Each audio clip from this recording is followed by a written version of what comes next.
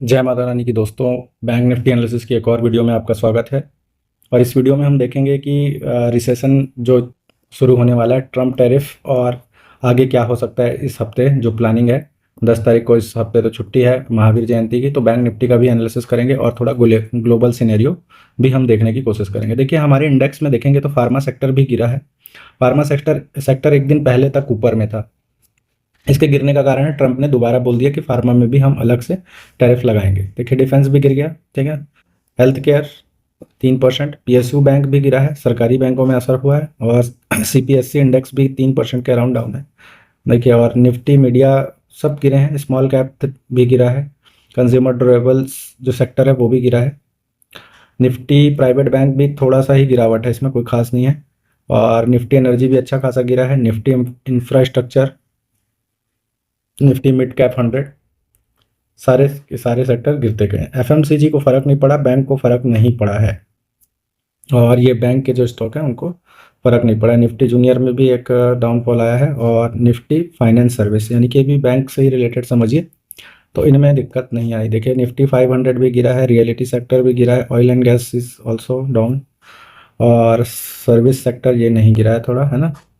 और mid cap select ये सब गिरे हैं। मेटल तो ख़त्म हो गया पूरा, मेटल तो सबसे बेकार है, इसी के कारण निफ्टी में इतना बड़ा फॉल आया है। टाटा के जो शेयर हैं उसका भी इंडेक्स बना हुआ है, उसमें भी फॉल आया है। और ऑटो सेक्टर 2.7%, आईटी सबसे ज़्यादा 3.5% से ऊपर इसमें फॉल देखने को मिला है। तो जो जो सेक्टर में ज़्यादा एक्सपोर्ट होता है वो सब सेक्टर ज़्यादा गिर रहे हैं। तो ज़्यादातर हमारा क्या अमेरिका में एक्सपोर्ट होता है, एक तो फार्मा है, दूसरा टेक्सटाइल भी है। टेक्सटाइल यहाँ पे बना नहीं है, उसका मैं अलग से देख लूँगा। टेक्सटाइल है, और तीसरा सॉफ्टवेयर है यानी कि आईटी, है ना। ये सब गिरे हैं। ऑटो इंडस्ट्री, ऑटोमोबाइल एंड उसके जो पार्ट्स होते हैं, एंसिलरीज। सो ट्रम्प साहब का जो था निर्णय वो तो हो गया। अब इंडियन इकोनॉमी में क्या हो सकता है, देखिए 9 तारीख को हमारे यहाँ आरबीआई मॉनेटरी पॉलिसी आएगी, 9 तारीख को बुधवार को। और बुधवार को ही एक्सपायरी होगा निफ्टी का, ठीक है। निफ्टी का एक्सपायरी बुधवार को होगा, गुरुवार 10 तारीख है आई थिंक। और 10 तारीख को हॉलीडे है महावीर जयंती की, तो वेडनेसडे को होगा। और वेडनेसडे का दिन बहुत ही वॉलेटाइल डे हो सकता है। ये बैंकिंग सेक्टर के लिए तो होगा ही, क्योंकि आरबीआई की पॉलिसी बैंक को तो इम्पैक्ट करेगी और पूरे पूरे मार्केट को भी इम्पैक्ट करेगी। तो न्यूज़ ये निकल के आ रही है, एक रूमर निकल के आ रहा है कि 100 बेसिस पॉइंट करीब करीब रेट कट होने वाला है। तो ये क्या है, मार्केट को एक बूम ऊपर लाने की कोशिश करेगा। अब इस चीज को मार्केट किस तरह से देख रहा है भाई? 100 बेसिस पॉइंट अगर आप रेट कट करने वाले हैं, तो 100 बेसिस पॉइंट का रेट कट कौन करता है भाई? वो तब करता है जब सरकार को पता है कि यहाँ रिसेशन आ चुका, मंदी आ चुकी है। तो मंदी आ चुकी है, अगर इसको पॉजिटिव नहीं लेता है इस रेट कट को, तो और मार्केट गिर सकता है। क्योंकि इनको तो पता चल चुका है कि मंदी आ चुकी है, इसीलिए 100 बेसिस पॉइंट का रेट कट कर, मतलब कम से कम 0.75 से लेकर के 100 के आसपास, यानी वन वन का आपको मतलब रेट कट देखने को मिल सकता है। तो ये एक्सपेक्टेशन है, तो ये उम्मीद लगा के लोग बैठे हुए मार्केट। अब इसको किस तरह से मार्केट लेता है ये सोचने वाली बात है, ठीक है। 10 तारीख को छुट्टी रहेगा, यहाँ पर यूएस कोर सीपीआई का डाटा आएगा, तो वो सब तो बात की बात है, छुट्टी का दिन रहेगा तो वो देखेंगे। फिर 11 तारीख को हमारे पास में इंडिया आईआईपी डेटा आएगा, तो ये सब उतना ज़्यादा महत्वपूर्ण नहीं है। अब चार्ट देख लेते हैं हम। सो बैंक निफ्टी का अगर चार्ट देखें तो बैंक निफ्टी उसी रेंज पे चल रही है जो रेंज हमने लास्ट वीक में भी डिस्कस किया था, मंथली में भी डिस्कस किया था, तो उसी रेंज पे चल रहा है। तो इसमें कुछ ज़्यादा दिमाग लगाने वाली बात नहीं है, क्योंकि मंथली एक्सपायरी है। सो देखिए, यहाँ पे एक अच्छा खासा तो मूवमेंट है। जिस तरह से निफ्टी नीचे आया है उस तरह से बैंक निफ्टी नीचे अभी नहीं आया है। तो ये बैंक निफ्टी मैं बहुत ज़्यादा उम्मीद कर रहा हूँ कि आरबीआई मॉनेटरी पॉलिसी के लिए ये रुका हुआ है। अब ये जिस तरफ भी आएगा उस दिन मोमेंट आएगा, वेनेसडे के दिन। तो वेनेसडे की एक्सपायरी बड़ा धमाकेदार हो सकती है। तो लेवल्स वही रहेगा, हम लेवल्स पे ही फोकस करेंगे। देखिए, लेवल वही है, T1 ऊपर साइड का 52,752, ये पहले के ही ड्रॉ है, पिछले वीडियो में भी डिस्कस किया था। और ये सब लेवल जो ये बने हुआ है 53,080 से लेकर 52,286, इस बीच का लेवल है। और T2 है हमारा 53,634 के आसपास का। और T3 हमको देखने को मिल सकता है अगर हाई कटता है तो। ये हाई है 53,900 का, तो T3 हमारा है 54,520 का। तो ये ऊपर साइड का लेवल है। और नीचे साइड का लेवल है, अगर इसके नीचे 1 डे टाइम फ्रेम पे क्लोजिंग होना शुरू होता है, देन हमको ये सब लेवल देखने को मिलेगा 49,501 के आसपास का, ठीक है। T2 हमको देखने को मिल सकता है 48,231 के आसपास का, और T3 46,954 के आसपास का। तो ये जो लेवल है, जो नीली नीली आपको ऑरेंज कलर की जो पट्टी दिख रही होगी ना, तो ये आपका यहाँ पे इम्बैलेंस है, तो प्राइस कई बार यहीं पर से टैप होकर के ऊपर भी जा सकता है, ठीक है। तो ये सब भी एक टारगेट के रूप में काम करेगा, ये इम्बैलेंस।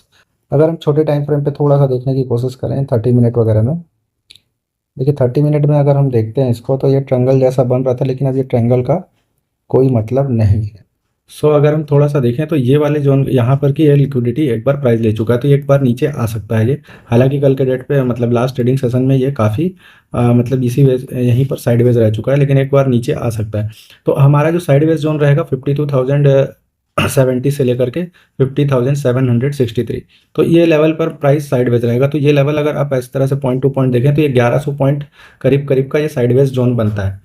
तो इसमें अगर सिंपल सा ट्रेड अगर किसी को करना हो, तो यहाँ पे डाउन साइड में अगर कोई बुलिश कैंडल स्टिक पैटर्न्स अच्छे वाले पैटर्न्स बनते हैं, तो ऊपर साइड तक का, यहाँ तक का, और यहाँ से नीचे की तरफ का, तो ये जोन जब तक नहीं कटता है तब तक मार्केट एक साइडवेज जोन पे रहेगा।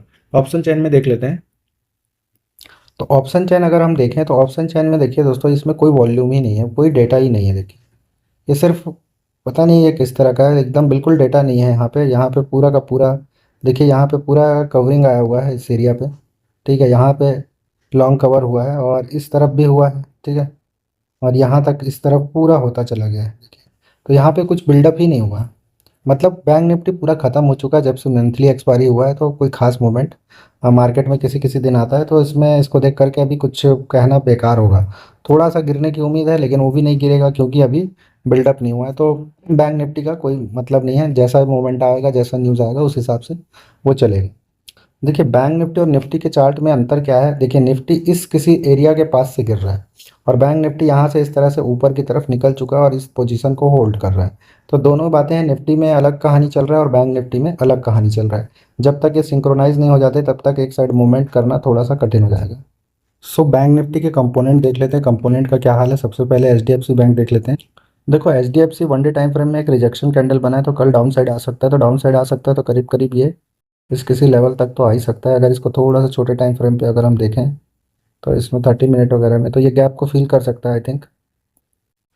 सो H D F C bank का अगर 30 मिनट टाइम फ्रेम पे देखें, तो 30 मिनट में एक बड़ा कैंडल बना था, और उस बड़े कैंडल का हाई लो अभी ब्रेक नहीं किया है ऊपर या नीचे, तो एक साइडवेज जोन पे फंसा है। जब ये जोन ऊपर या नीचे काटता है, तो जिस तरफ काटता है उस तरफ ट्रेड बनेगा। तो अगर डाउन साइड आता है तो ये गैप को फिल करने की कोशिश करेगा। तो H D F C bank अगर वन डे टाइम फ्रेम पे देखें, तो एक रिजेक्शन कैंडल इस पर बना हुआ है, जो कि एक नेगेटिव इम्पैक्ट दिखता है।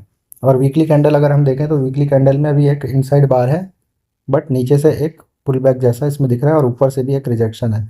सो अभी एक इनसाइड बार में फंसा हुआ है। अगर ये इस कैंडल का हाई लो करता है, देन ओनली इस पे मतलब कुछ मूवमेंट आने की संभावना है।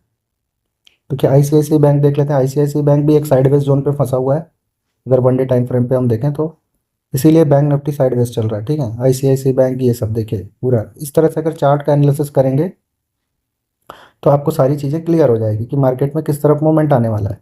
तो मार्केट में क्या है, कंसोलिडेशन चल रहा है, कंसोलिडेशन चल रहा है। जिस साइड वो ब्रेकआउट या ब्रेकडाउन होगा, उस तरफ प्राइस आपको देखने को मिलेगा। देखिए ये भी है एक्सिस बैंक, ये भी एक हाई वेटेज वाला है, तो इसमें ये दो कैंडल के बीच में भी मार्केट फंसा हुआ है। कोटक बैंक को देखें, तो कोटक बैंक का भी वही हाल है, एक बड़ी सी कैंडल बनी हुई है, उसके अंदर मार्केट है। इंडसइंड बैंक तो काफ़ी क्रैश हुआ है, और इसकी हालत थोड़ी सी ख़राब है, लेकिन ये भी एक साइडवेज जोन पे एक रेंज इसने ये भी बना चुका है। एयू स्मॉल फाइनेंस, इसमें थोड़ी सी वॉलेटिलिटी थी बाकी ये भी एक रेड कैंडल बनाया हुआ है। बैंक ऑफ बड़ौदा में भी एक रिजेक्शन कैंडल है ऊपर की लेवल से, तो ये भी डाउन साइड का ही दिखा रहा है मुझे। फेडरल भी एक साइडवेज जोन पे है पूरा पूरा, ये देखिए पूरा साइडवेज जोन पे है, तो रेंज बाउंड है अभी। इस वाले में काफ़ी एक करेक्शन, बहुत ही बेरिश कैंडल इसमें बना है। तो आईडीएफसी फर्स्ट बैंक थोड़ा सा ये डाउन साइड है। ये पीएनबी को देखें, पीएनबी भी गिर रहा है। कैनरा बैंक भी नेगेटिव है। एंड ये बैंक निफ्टी का आपका चार्ट है। तो दो तीन बैंक साइडवेज हैं, और इस सब के कारण है। तो अगर कल के मंडे के डेट पे डाउन साइड आ जाए, तो कोई दिक्कत वाली बात नहीं होनी चाहिए। और दूसरी चीज़ वही आरबीआई मॉनेटरी पॉलिसी का वेट कर रहा है मार्केट, तो उसकी वेटेज के बाद मतलब उसके जो भी न्यूज़ आएगा, तो उस हिसाब से फिर मार्केट में हमको वॉलेटिलिटी देखने को मिलेगा। स्टॉक वाले लोग, स्टॉक जो इन्वेस्टमेंट कर रहे हैं वो लोग अब सोच रहे हैं कि भाई हम लोग क्या करें, क्योंकि इतना बड़ा बड़ा करेक्शन आ रहा है तो हम लोग क्या करें। देखो दोस्तों, क्या है ना, टीवी में तो बहुत सारी बातें होती है कि बाय ऑन डिप और म्यूचुअल फंड एसआईपी दुनियादारी करते रहो, लेकिन जिसका पैसा लगता है ना वही जानता है कि जब मार्केट गिरता है तो उसकी हालत क्या होती है और कैसे डिप्रेशन में वो चलता रहता है।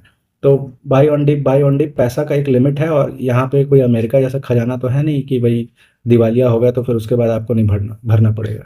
तो इस तरह की स्थितियाँ नहीं है। तो वास्तव में ये जो समय है ना, ये समय है मार्केट को चुपचाप बैठ के देखने का।